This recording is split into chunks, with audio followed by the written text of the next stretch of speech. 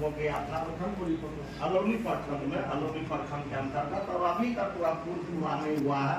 बीच में मैं बोल रहा था कि संवेदक जो है, अब क्या कारण है, संवेदक लोग पैसा उठा लेते हैं, अपना आदमी खड़ा करके केस करवा देते हैं, जिसके चलते सरकार का 100 करोड़ का योजना लंबित हो जाता है।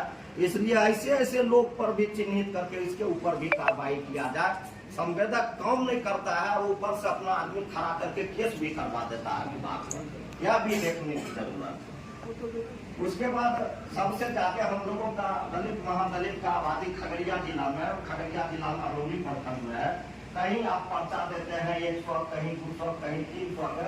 आप देख लीजिए अलौली प्रखंड में आपका 45 से 50% तक दलित महादलित। और उसके बाद बिजली विभाग से हम कहना चाहते हैं कि खास करके आपका गाँव लाइन ठीक है, कभी वर्षा नहीं हो जाता है, गड़बड़ी होता है, अच्छा तो अच्छा करना चाहिए। आप लोग देहात क्षेत्र में भी 17 घंटा, 18 घंटा, 20 घंटा बिजली देते हैं, इसमें कहीं कोई दिक्कत नहीं है। कभी कभी 22 घंटा भी देहात में बिजली आता है, लेकिन किसान लोग परेशान है, उनको समस्या को देखिए और वहाँ तक फोन और बिजली जी नहीं 22 घंटा तक मिलता। आपका विभाग लिख के दिया है कि 22 घंटा देते हैं, 24 घंटा नहीं, लेकिन पावर की कहीं कमी नहीं है बिहार में। नहीं, बिजली विभाग में अच्छा काम हुआ है, देहात में लाइन रहता है, बिजली रहता है, अच्छा हुआ, अच्छा कहते हैं हम लोग।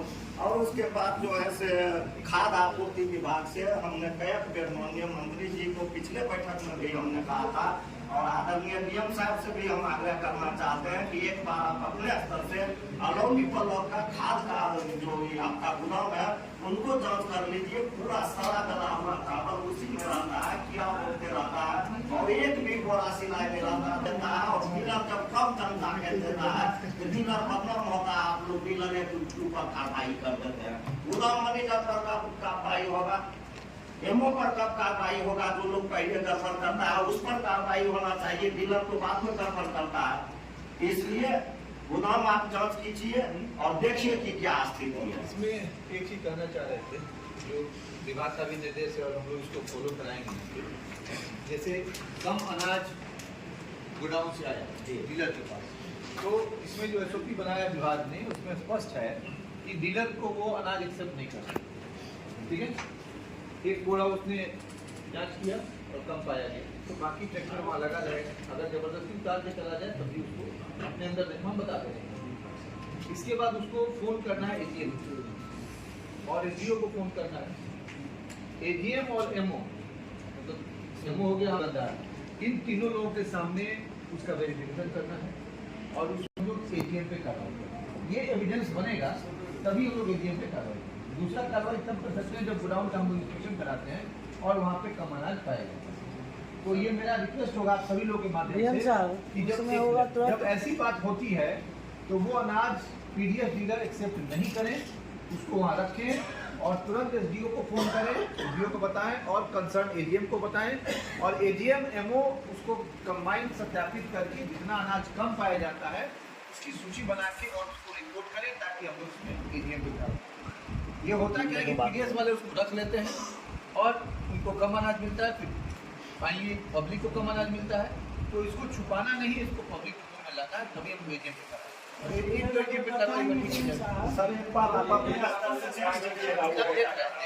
और बहुत समय कम है। माननीय मंत्री जी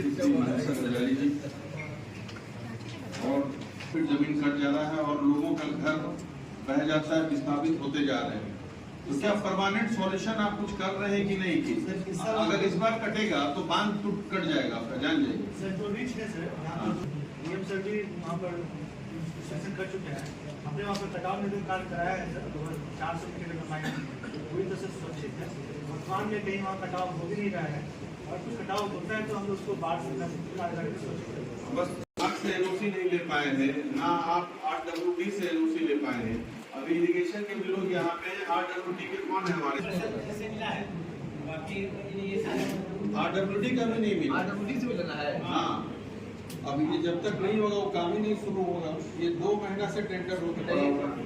जो फॉर्मेट वर्षों से दे दिया गया था, उसको जो फॉर्मेट 112 था, डिपार्टमेंट से मिलना है, ये तो फॉलो अप तो कीजिए किसी चीज में। आप लोग ऐसे सब पेंडिंग छोड़ देते हैं। सर कल कार्यपालक अभियंता नहीं आ सकी। कार्यपालक अभियंता आरसीबी ने बताया कि हमको इरिगेशन और नगर परिषद से मिला और नगर परिषद से हमको मिल गई। मुझे क्या पता है कि हमें आर्डर हाँ, प्रोजेक्ट आर्डर भी करेंगे। आपका टेंडर कॉन्ट्रैक्टर मोबाइल हो गया, एक जहाँ से नगर परिषद का मिल गया ना, तो नगर परिषद का काम पहले स्टार्ट करिए आप।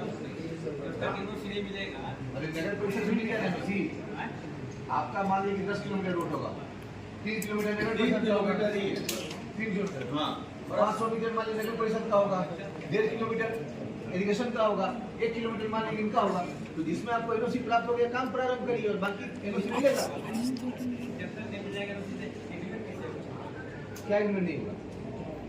कहीं लिखा हुआ है एग्रीमेंट नहीं होगा, एनओसी नहीं मिलेगा तो कहीं दिखाइए हमको, तो कहीं लिखा हुआ उस डिपार्टमेंट में।